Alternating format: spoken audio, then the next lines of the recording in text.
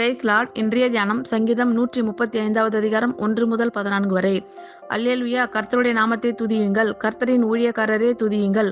கர்த்தருடைய வீட்டிலும் நமது தேவனுடைய ஆலய பிரகாரங்களிலும் நிற்கிறவர்களே கர்த்தரை துதியுங்கள். கர்த்தர் நல்லவர், அவருடைய நாமத்தை கீர்த்தனம் பண்ணுங்கள், அது இன்பமானது. கர்த்தர் யாக்கோபை தமக்காகவும் இஸ்ரவேலை தமக்கு சொந்தமாகவும் தெரிந்து கொண்டார். கர்த்தர் பெரியவர் என்றும் நம்முடைய ஆண்டவர் எல்லா தேவர்களுக்கும் மேலானவர் என்றும் நான் அறிவேன். வானத்திலும் பூமியிலும் சமுத்திரங்களிலும் எல்லா ஆழங்களிலும் கர்த்தர் தமக்கு சித்தமானதை எல்லாம் செய்கிறார். அவர் பூமியின் கடையாந்தரங்களில் இருந்து மேகங்களை எழும்ப பண்ணி மழையுடன் மின்னலையும் உண்டாக்கி காற்றை தமது பண்டக சாலையிலிருந்து புறப்பட பண்ணுகிறார்.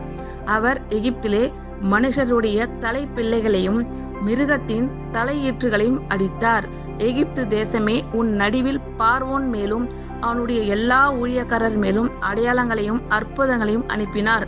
அவர் அநேகம் ஜாதிகளை அடித்து பலத்த ராஜாக்களை கொன்று எமோரியரின் ராஜாவாகிய சீகோனையும் பாசானின் ராஜாவாகிய ஓகையும் கானானின் சகல ராஜ்யங்களையும் அழித்து அவர்கள் தேசத்தை தம்முடைய ஜனமாகிய இஸ்ரவேலுக்கு சுதந்திரமாக கொடுத்தார். கர்த்தாவே, உம்முடைய நாமம் என்றைக்கும் உள்ளது.